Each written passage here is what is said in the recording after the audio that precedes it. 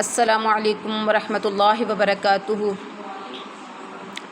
نحمدہ ونصلی علی رسولہ الکریم، اما بعد فاعوذ باللہ من الشیطان الرجیم، بسم اللہ الرحمن الرحیم۔ رب اشرح لی صدری ویسر لی امری واحلل عقدۃ من لسانی یفقہوا قولی۔ اللہم صلی علی محمد وعلی آل محمد کما صلیت علی ابراہیم وعلی آل ابراہیم انک حمید مجید۔ اللہم بارک علی محمد وعلی آل محمد کما بارکت علی ابراہیم وعلی آل ابراہیم انک حمید مجید۔ سورۃ المائدۃ، ما کے اوپر مد ہے، آگے حمزہ آ گیا تو یہ کون سا ہوگا مدات میں سے؟ مد واجب۔ مائدۃ مدنیہ، ایک سائڈ پہ دیکھیں آیاتھا 120 ہیں، رکوعاتھا 16، اس کے رکوع کتنے ہیں؟ 16 ہیں۔ اور یہ سورت کا نمبر کون سا ہے؟ 5ویں سورت ہے۔ گنی چنی پیچھے صورتیں پڑھی ہیں، سورۃ الفاتحہ، پھر بقرہ، پھر آل عمران، اور پھر سورۃ النساء۔ 4 صورتیں آپ کی ہو گئیں، اور آج آپ کی سٹارٹ ہو گئی 5ویں صورت، سورۃ المائدہ۔ اب یاد رہنی چاہیے مائدہ 6ٹھی صورت ہے انشاءاللہ، 5ویں صورت ہے سورۃ المائدہ۔ مائدہ کا معنی ہے دسترخوان، مائدہ کا معنی کیا ہے؟ دسترخوان۔ اس کا آگے تذکرہ آئے گا دسترخوان کا، ٹھیک ہے۔ سورۃ المائدہ، یا ایھا الذین، بسم اللہ الرحمن الرحیم، شروع اللہ کے نام سے جو بڑا مہربان نہایت رحم والا ہے۔ یا ایھا الذین، اے لوگو، آمنو، جو ایمان لائے ہو، اوفو، او حمزہ زبر واو، اوفو، پورا کرو، اوفو، تم سب کیا کرو؟ پورا کرو، بالعقود، کس کو؟ بالعقود، عہدوں کو، وعدوں کو تم پورا کرو۔ احلت، حلال کیے گئے ہیں، لکم، تمہارے لیے۔ احلت، پیچھے دیکھیے گا، اوفو جو ہے نا، اوفو، وفا، اوفو کس میں سے؟ واو فے، اس کا وہ ہے، اس کا مادہ ہے وفا، وفا، افائے عہد، وفادار، یہ سارے لفظ اوفو سے ہیں۔ عقود، عقود کا مطلب کیا ہوتا ہے؟ وعدے، اور عقود عقد میں سے ہے، عقیدہ، عقد ثانی، ٹھیک ہے، ملتے جلتے الفاظ ہیں۔ احلت، حلال کیے گئے ہیں، حلال و حرام، لفظ حلت و حرمت یہ احلت میں سے ہی ہے۔ لکم، تمہارے لیے، بہیمۃ الانعام، بہیمہ، چرنے والے، انعام، چوپائے، الا، مگر، ما، جو، یتلا، پڑھ کر سنائے جاتے ہیں، علیکم، تم پر، غیر، نہ، محل الصید، حلال سمجھنے والے ہوں شکار کو، وانتم، اس حال میں کہ تم، حرم، احرام میں ہو۔ ان اللہ، بے شک اللہ، یحکم، فیصلہ کرتا ہے، حکم دیتا ہے تمہیں، ما یرید، جو وہ چاہتا ہے۔ با محاورہ ترجمہ کی طرف آتے ہیں۔ یا ایھا الذین آمنوا اوفوا بالعقود احلت لکم بہیمۃ الانعام، اے ایمان والو، عہد و پیمان پورے کرو، اے ایمان والو، عہد و پیمان پورے کرو، تمہارے لیے مویشی چپائے حلال کیے گئے ہیں۔ بہیمۃ الانعام، مویشی چوپائے یعنی چرنے والے، چوپائے چرنے والے جانور کیا کیے گئے ہیں؟ حلال کیے گئے ہیں۔ الا ما یتلا علیکم، الا ما یتلا علیکم، بجز ان کے جن کے نام پڑھ کر سنا دیے جائیں گے، جن کے نام، الا ما یتلا علیکم، مگر جو پڑھ کر سنائے جاتے ہیں تم پر، غیر محل الصید، مگر حالت حرام میں شکار کو حلال جاننے والے نہ بننا۔ احرام کی حالت میں جب آپ حج عمرے کے لیے احرام باندھ کے جا رہے ہو، یقیناً اللہ جو چاہے وہ حکم دے دیتا ہے، اللہ کی مرضی چلتی ہے، جو چاہے وہ حکم دے دے۔ اب یہاں پر دیکھیے اس آیت کریمہ میں سب سے پہلا نمبر ہے عقود، یا ایھا الذین آمنوا اوفوا بالعقود، ٹھیک ہے، بالعقود، پورا کرو عقود کو۔ عقود عقد کی جمع ہے، اس سے جس کے مطلب ہے یا جس کے معنی ہے گرا لگانا۔ کیا معنی ہے اس کے؟ عقود، عقد میں سے عقد کا مطلب گرا لگانا، اس کا استعمال کسی چیز میں گرا لگانے کے لیے بھی ہوتا ہے اور پختہ عہد و پیمان کے لیے بھی ہوتا ہے۔ یہاں اس سے مراد اللہ تعالیٰ کے احکام ہیں جن کا اللہ نے انسانوں کو مکلف ٹھہرایا ہے، اور وہ عہد و پیمان اور معاملات بھی ہیں جو انسان آپس میں ایک دوسرے کے ساتھ کرتا ہے، دونوں کا افاد، دونوں کا پورا کرنا نہایت ضروری ہے۔ انڈرسٹینڈ؟ جی، تو یہاں دیکھیے بہیمہ، بہیمۃ الانعام، چوپائے چرنے والے یا مویشی جانور، یہ چوپائے چار ٹانگوں والے جانوروں کو کہا جاتا ہے عربی میں بہیمہ۔ چار ٹانگوں والے جانور کو کیا کہا جاتا ہے؟ بہیمہ۔ اس کا مادہ بہم، ابہام ہے۔ بعض کا کہنا ہے کہ ان کی گفتگو اور عقل و فہم میں چونکہ ابہام ہے اس لیے ان کو بہیمہ کہا جاتا ہے۔ اور انعام اونٹ، گائے، بکری اور بھیڑ کو کہا جاتا ہے، کیونکہ یہاں پر کیا ہے؟ بہیمۃ الانعام۔ بہیمہ سمجھ آگے کس کو کہتے ہیں؟ انعام کس کو کہتے ہیں؟ اونٹ، گائے، بکری، بھیڑ کو، کیونکہ ان کی چال میں نرمی ہوتی ہے۔ یہ ہیں بہیمۃ الانعام، چار ٹانگوں والے ہیں۔ اور یہ بہیمۃ الانعام نر اور مادہ مل کر 8 قسمیں بنتی ہیں، جن کی تفصیل آگے سورۃ انعام کی آیت نمبر 124 میں آئے گی۔ اس کے علاوہ جو جانور وحشی کہلاتے ہیں، مثلاً ہرن، نائے نیل گائے اور اس طرح کا، جن کا عموماً شکار کیا جاتا ہے، یہ بھی حلال ہے، البتہ حالت احرام میں حلال ہو یا جو بھی ہو، ٹھیک ہے۔ دیگر جانوروں کا اور پرندوں کا شکار جتنے بھی ہیں ان کا ممنوع ہے۔ سنت کے بیان کردہ اصول کی روح سے جو جانور ذو ناب یعنی کچلیوں والے ہیں اور جو پرندے ذو مخلب نہیں ہیں وہ سب حلال ہیں۔ جو جانور ذو ناب اور جو پرندے ذو مخلب نہیں ہیں، کچلیوں والے اور ناخنوں والے، تو وہ سب حلال ہیں سوائے ان کے جن کے بارے میں الگ نص آئی ہو، جیسے گدھا وغیرہ، یہ جائز نہیں ہے۔ جیسا کہ سورۃ بقرہ کی آیت نمبر 173 میں ہم نے پڑھا۔ ذو ناب کیا ہے؟ ذو ناب کا مطلب ہے وہ جانور جو اپنے کچلی کے دانت سے اپنا شکار پکڑتا ہے۔ کچلی کے دانت سے جو شکار پکڑتا ہے وہ اس کو کہتے ہیں ذو ناب۔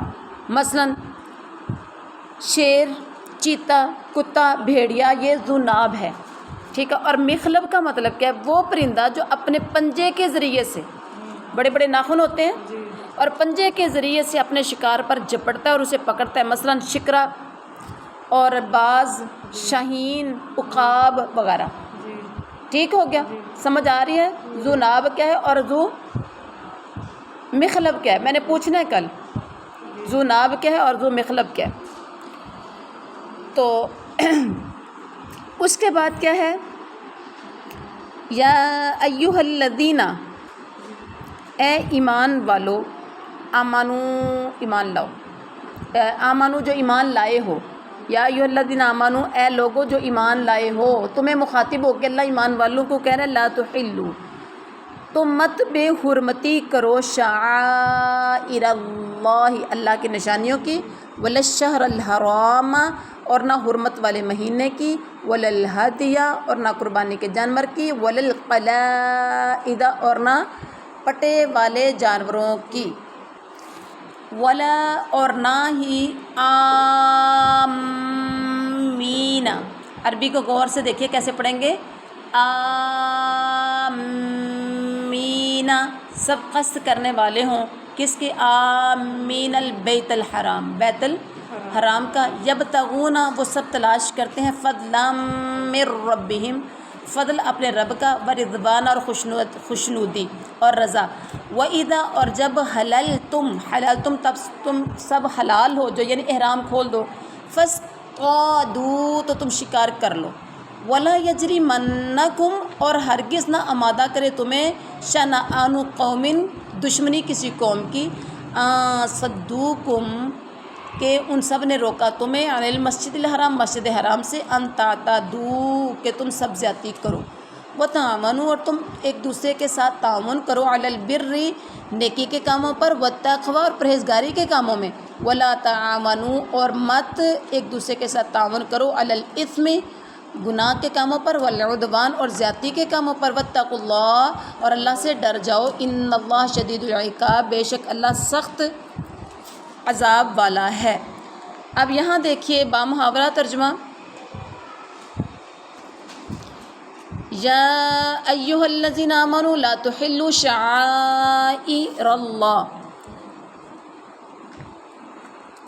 اے ایمان والو اللہ کے نشانوں کی بے حرمتی نہ کرو، اللہ کے نشانوں کی، اللہ کی نشانیوں کی، اللہ کی یعنی شعائر کی تم بے حرمتی مت کرو، نہ ادب والے مہینوں کی، ولا الشہر الحرام اور نہ ادب والے مہینوں کی بے حرمتی کرو، اور نہ حرم میں قربان ہونے والے اور پٹے پہنائے گئے جانوروں کی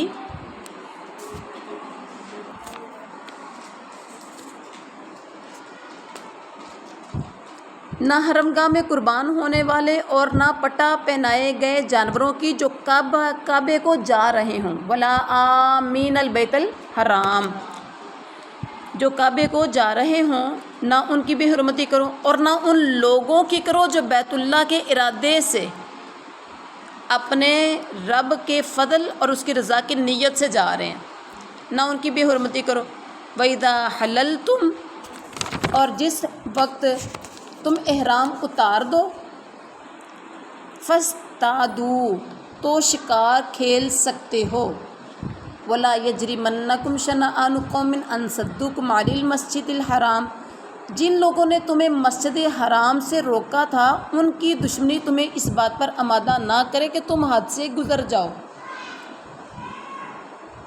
نیکی اور پرہیزگاری میں ایک دوسرے کے ساتھ تعاون کرو، اور گناہ اور زیادتی کے کاموں میں ایک دوسرے کے ساتھ تعاون نہ کرو، اور اللہ سے ڈر جاؤ بے شک اللہ تعالیٰ سخت سزا دینے والا ہے۔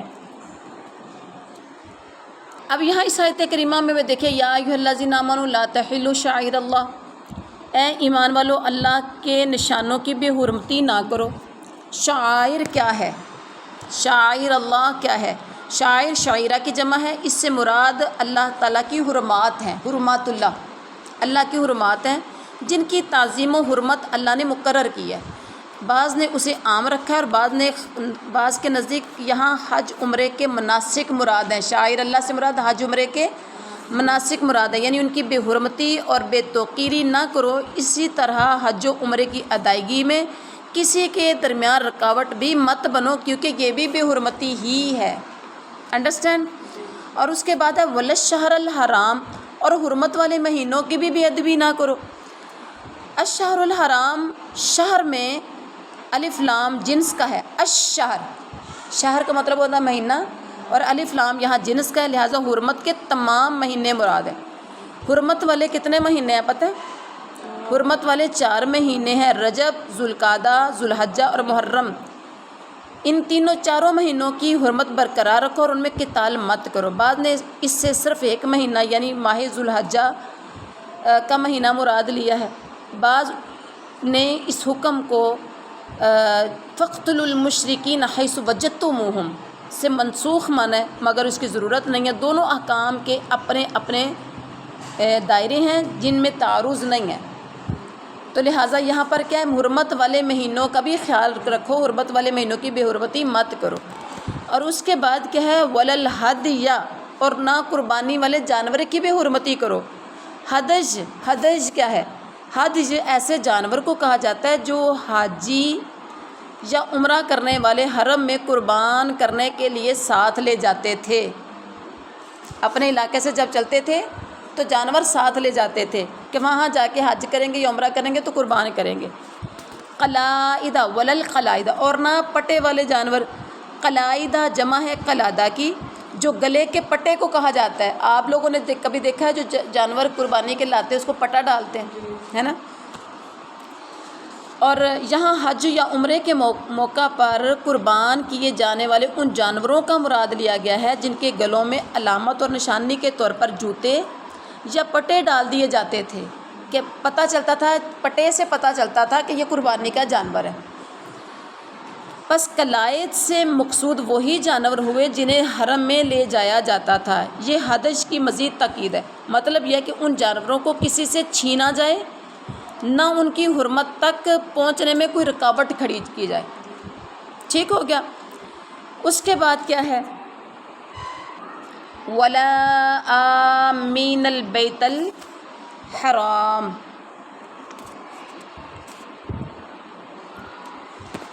اور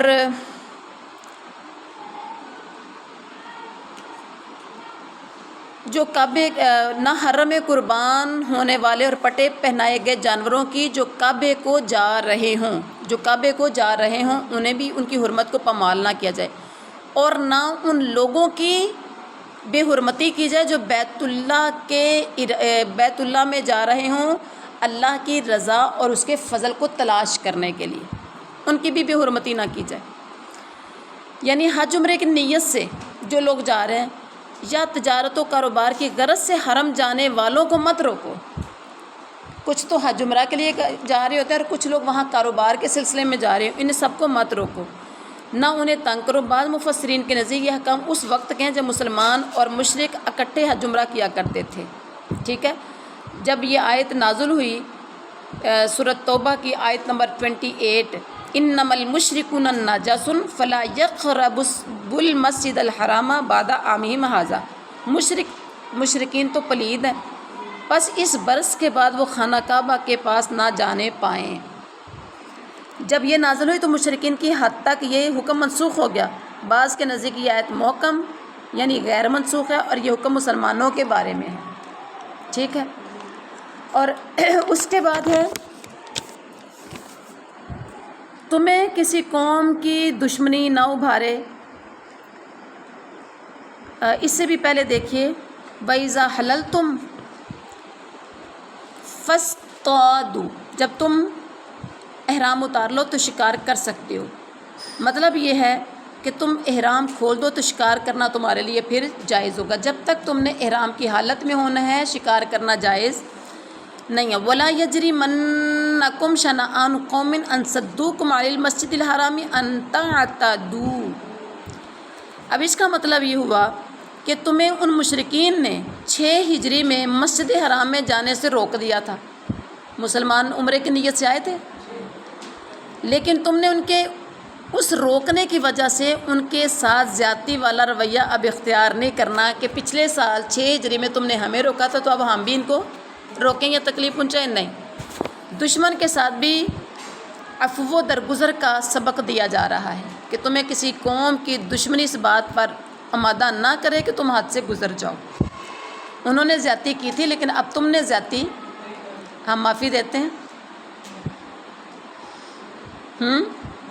اچھا جی، اس کے بعد کیا ہے؟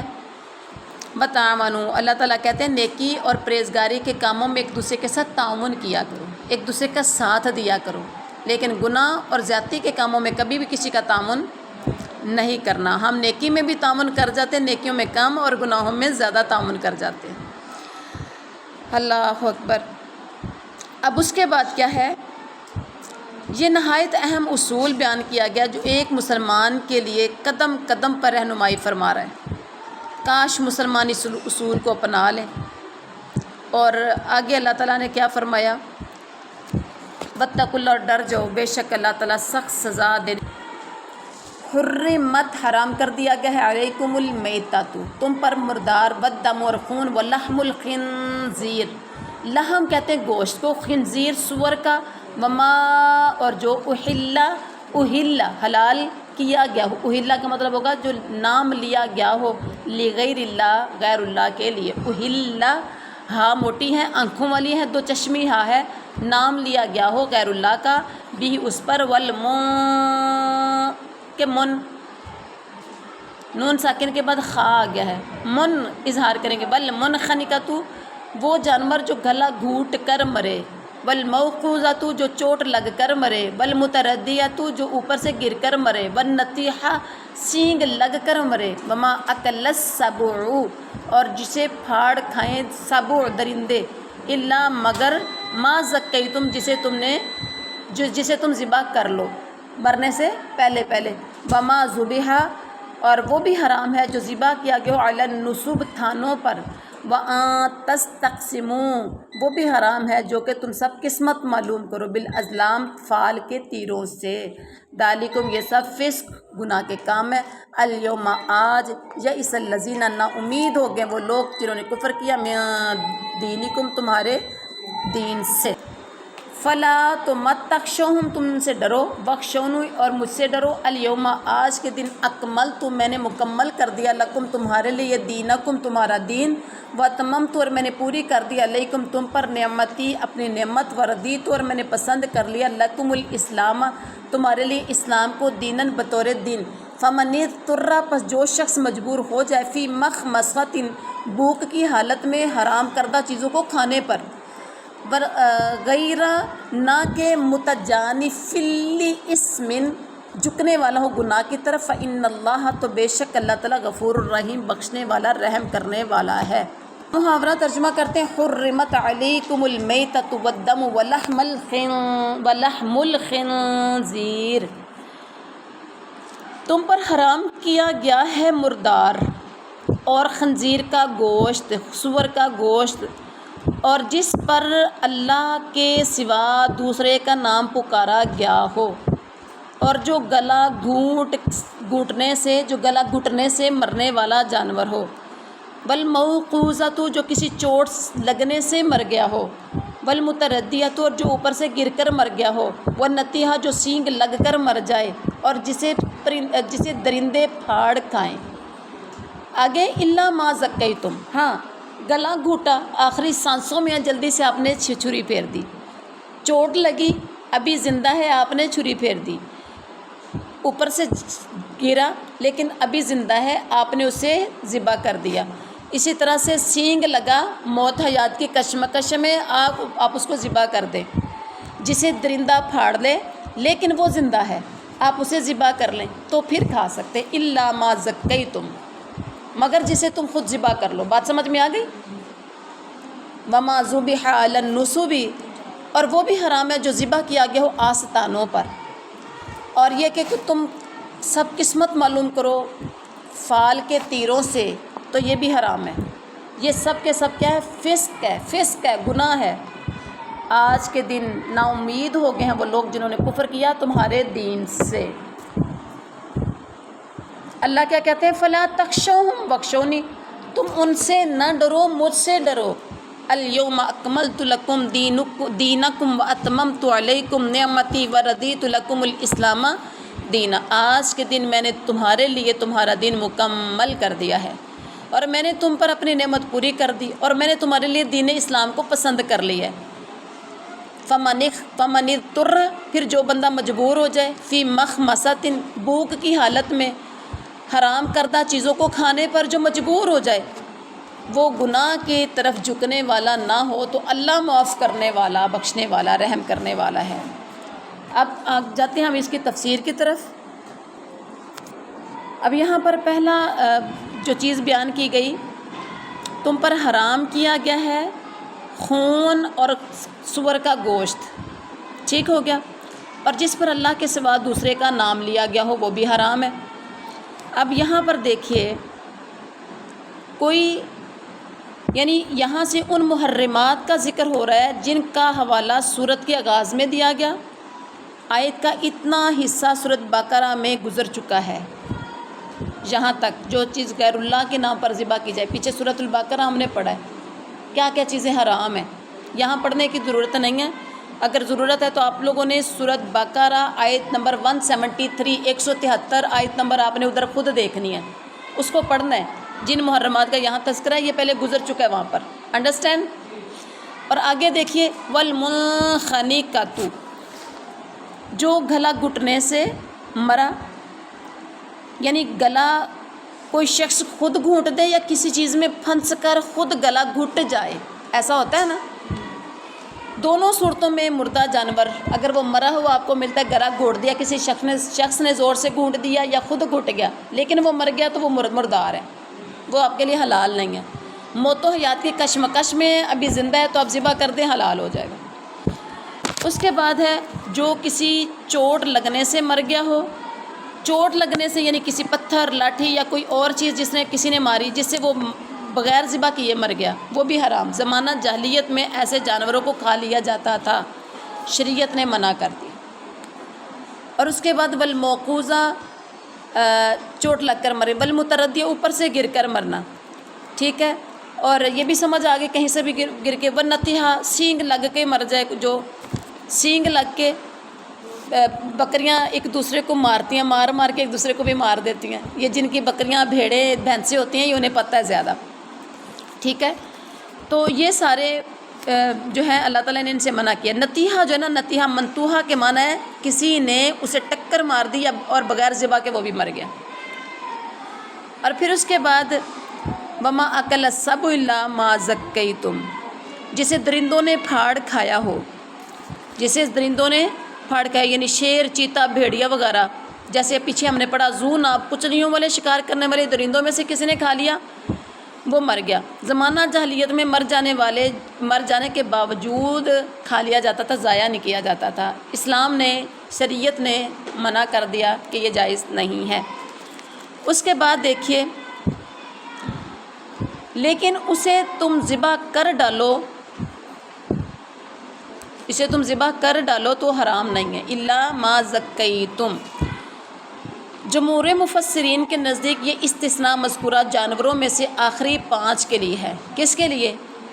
منخنقہ، موقوذہ، متردیہ، نتیحہ اور درندوں کا کھایا ہوا، یہ 5 جانور اگر تم انہیں اس حال میں پالو کہ زندگی کے آثار موجود ہیں، موت و حیات کی کشمکش میں ہیں، اور تم شریعت کے مطابق بسم اللہ پڑھ کے ذبح کر لو تو کھا سکتے ہو، ٹھیک ہو گیا۔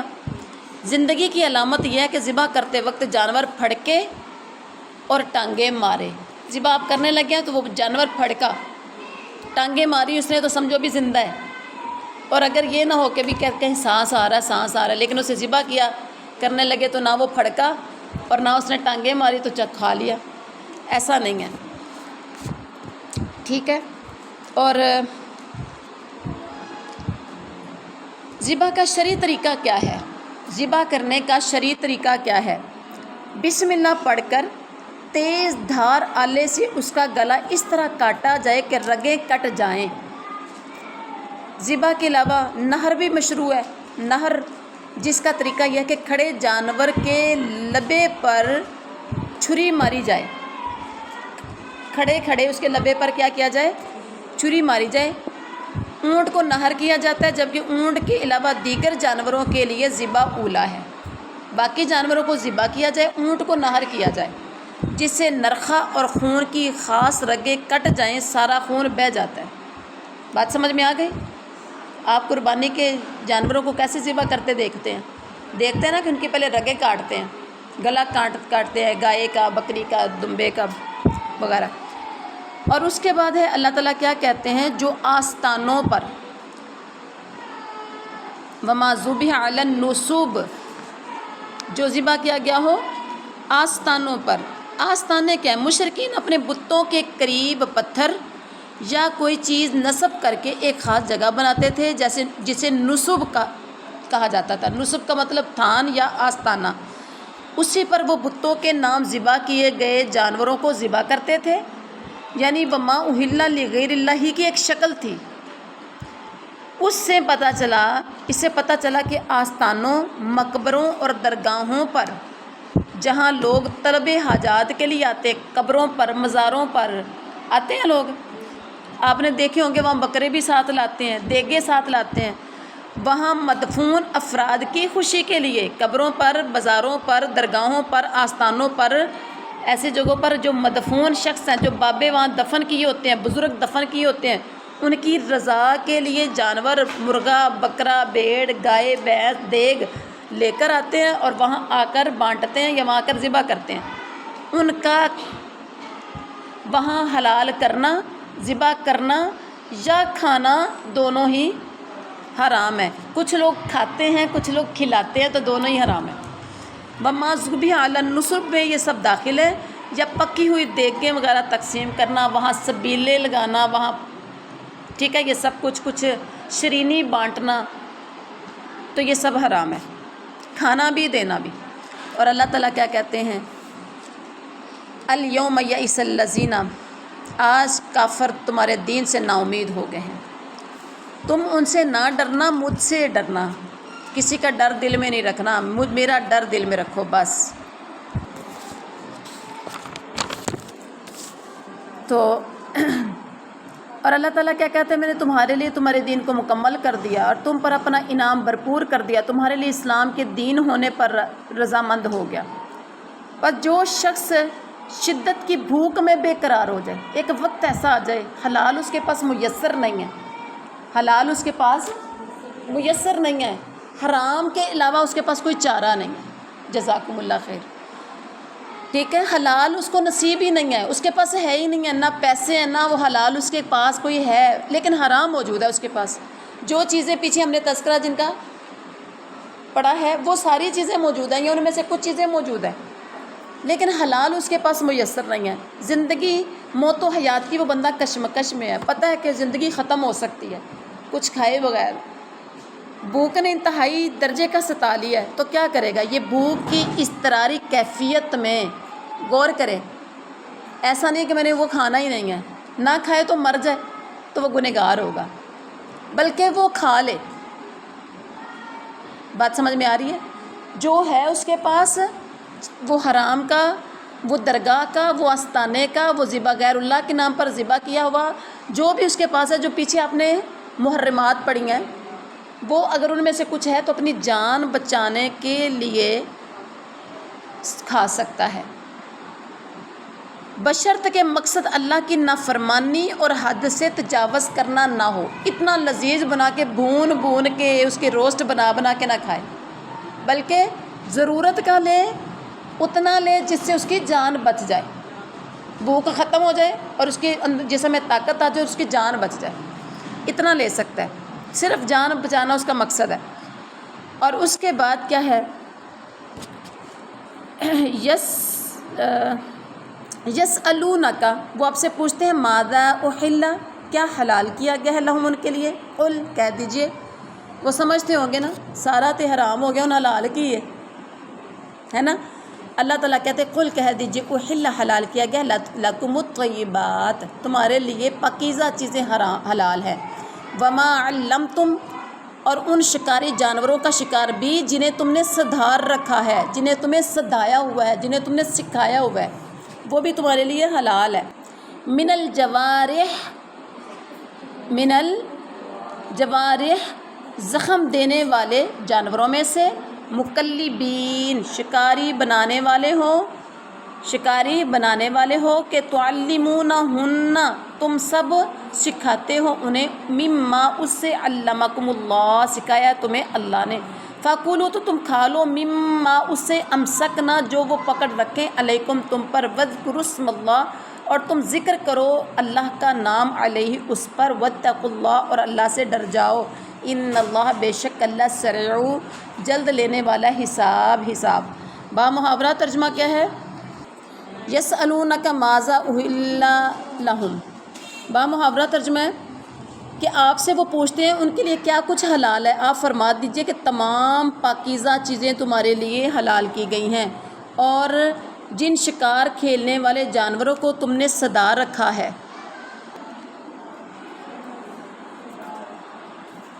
یعنی جنہیں تم بہت تھوڑا بہت وہ سکھاتے ہو، جس کی تعلیم اللہ نے تمہیں دی ہے، تو بس تم جس شکار کو وہ تمہارے لیے پکڑ کر روکیں، جس شکار کو وہ پکڑ کے تمہارے لیے روکیں، مطلب وہ خود نہ کھائیں، تو اس سے تم کھا لو، اور اس پر اللہ کا نام ذکر کر لیا کرو، اور اللہ سے ڈرتے رہو، بے شک اللہ تعالیٰ جلد حساب لینے والا ہے۔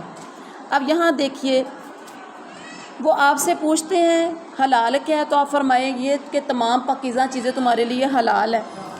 اس سے وہ تمام چیزیں مراد ہے جو حلال ہے، ہر حلال چیز طیب ہے اور ہر حرام چیز خبیث ہے۔ بات سمجھ میں آ گئی؟ اس کے بعد کیا ہے کہ جو شکار کرنے والے جانور تمہارے لیے پکڑ کے لے آئیں، خود نہ کھائیں، تمہارے لیے بچا لیں، تمہارے لیے لے آئیں تو اس پر اللہ کا نام لے کے تم اس کو کھا لو۔ جوارح کا مطلب کیا ہے؟ جوارح، جارحۃ ان کی جمع ہے، جو کاسب کا مطلب ہوتا ہے کمانے والا کے معنی میں ہے۔ جوارح کس کے معنوں میں ہے؟ کاسب کے معنوں میں، کمانے والوں کے معنی میں، یا زخمی کرنے والے کے معنی میں۔ مراد شکاری کتا بھی ہو سکتا ہے، شکاری باز بھی ہے، شکاری چیتا، شکرا اور دیگر شکاری پرندے اور درندے جو آپ شکار کے لیے چھوڑتے ہو۔ مقلبین فاعل سے حال ہے، یعنی اس حال میں کہ تم ان شکاری جانوروں کا شکار کے لیے تعلیم دینے والے ہو، انہیں سکھاؤ کچھ نہ کچھ کہ کیسے انہوں نے واپس بچا کے تمہارے لیے شکار کر کے لے کے آنا ہے۔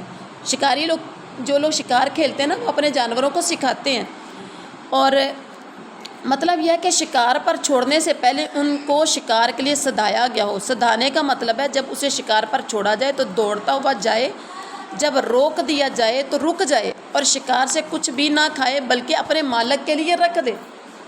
بات سمجھ میں آ گئی؟ تو ایسے سدائے ہوئے جانوروں کا شکار کیا ہوا جانور 2 شرطوں کے ساتھ حلال ہے۔ ایک کہ اسے شکار کے لیے چھوڑتے وقت بسم اللہ پڑھ لی گئی ہو۔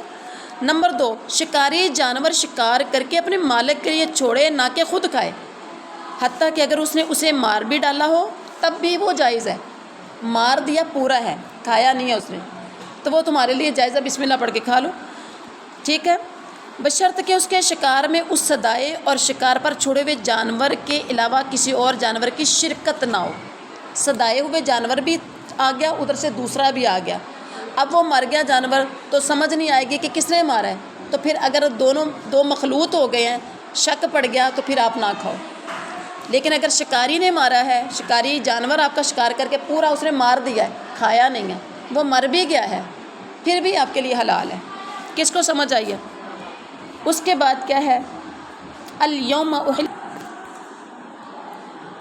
الیوم آج احل حلال کر دی گئی ہیں لکم الطیبات تمہارے لیے پاکیزہ چیزیں، وطعام الذین اور کھانا ان لوگوں کا اوتوا الکتاب جو دیے گئے کتاب، حل لکم حلال ہے تمہارے لیے، وطعامکم اور تمہارا کھانا حل لہم ان کے لیے حلال ہے، والمحصنات اور پاک دامن عورتیں من المؤمنین مومن عورتوں میں سے، والمحصنات اور پاک دامن عورتیں من الذین ان لوگوں میں سے